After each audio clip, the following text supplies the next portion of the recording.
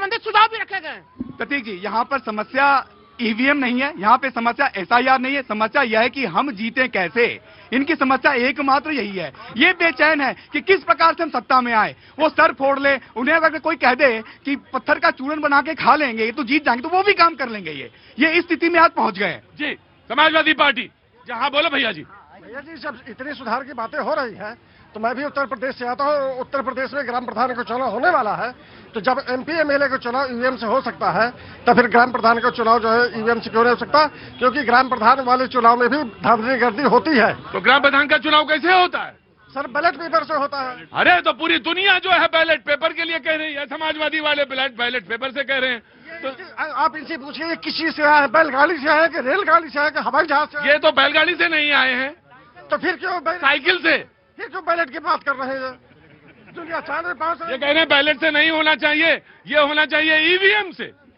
आज बैलेट से पंचायत चुनाव हो रहे हैं, तो जब जनता को विश्वास नहीं है तो सारे चुनाव बैलेट को नहीं, ये जनता ही तो है। ये कौन प्रधानमंत्री लग रहे हैं? कहाँ के प्रधानमंत्री हो? नहीं, जनता नहीं हो, तुम प्रधानमंत्री जैसे लग रहे हो। जनता तो ये भी है, जनता तो ये भी है भारत। तुम सारे लोग जनता नहीं हो। तुम दिमाग में बना क्या हो? जी रुको, तुम्हारा कहना है कि मैं आ रहा हूं, of course I will come to you. तुम्हारा कहना है कि बैलेट पेपर से नहीं होना चाहिए, ग्राम प्रधान का चुनाव बैलेट पेपर से नहीं होना चाहिए। इनका कहना है कि ईवीएम से होना चाहिए। समाजवादी पार्टी कहती है कि नहीं, ईवीएम से चाहे हम जीते हों, लेकिन हम ईवीएम से नहीं, हमारा बैलेट पेपर से होना चाहिए। मैं आपको बताऊंगा, मैं 2 मिनट रुकिए बस आप। हाँ जी जी फैज भाई। बिस्मिल्लाहिर्रहमानिर्रहीम।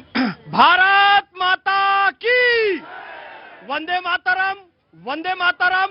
चाहे जिंदा रहे चाहे मर जाएं हम, गाएंगे हम वंदे मातरम। आदरणीय गरमा देते हो यार गुरु, तुम माहौल है।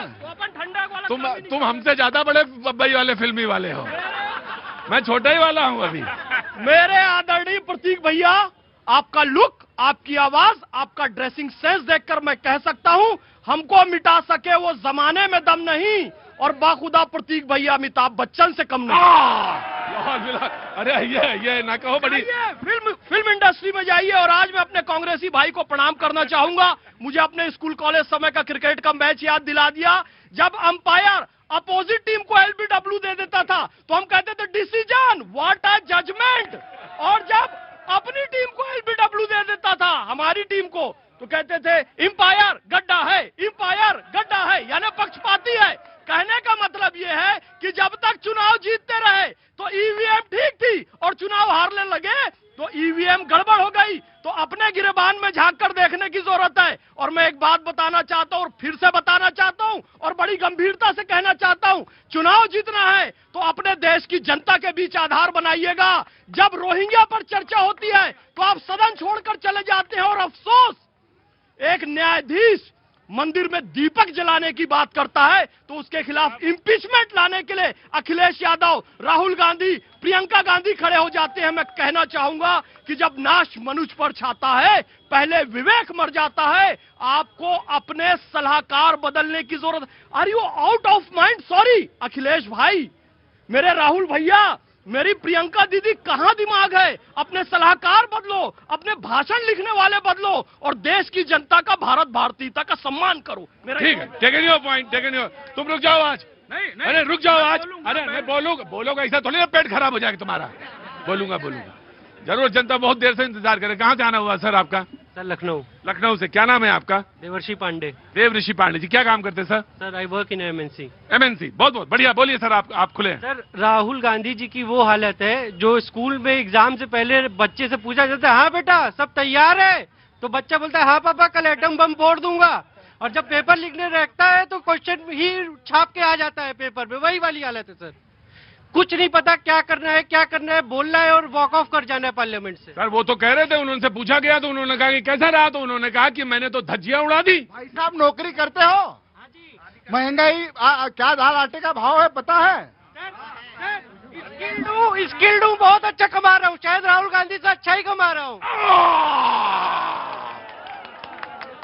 मैं यादव जी, मैं ज्यादा तो नहीं जानता ना, मैं तो आपके मुताबिक बकौल आपके कि बॉलीवुड से इधर आ गया, लेकिन इतना जरूर जानता हूं कि जनता के मुंह नहीं लगना चाहिए ज्यादा। 2 मिनट में कपड़े उतारती है, चाहे जितने कपड़े। वकील साहब, हाँ जी जी, आ गया बेटा, आ गया। कहाँ से आना हुआ? अरे रुको, पहले तुझसे बात करेंगे। पहले कहाँ से आई? अरे कहाँ से आई? लोनी से। बहुत बहुत स्वागत है, बहुत बहुत शुक्रिया। क्या नाम है? साइस्ता, बहुत बहुत स्वागत है। और तुमने क्या लिया आज? गाड़ी लिया है। गाड़ी ली है। अरे बहुत बहुत शुभकामनाएं, बहुत बहुत शुभकामनाएं बच्चे। हाँ जी, हाँ। नहीं, महंगाई, बात महंगाई की नहीं है सर। मैं तो ये जानता हूं कि गाड़ी जब इसने कोई ली होगी या कोई खिलौना किसी बच्चे के लिए लिया होगा तो यकीनन थोड़ा जेब की तरफ जरूर देखा होगा।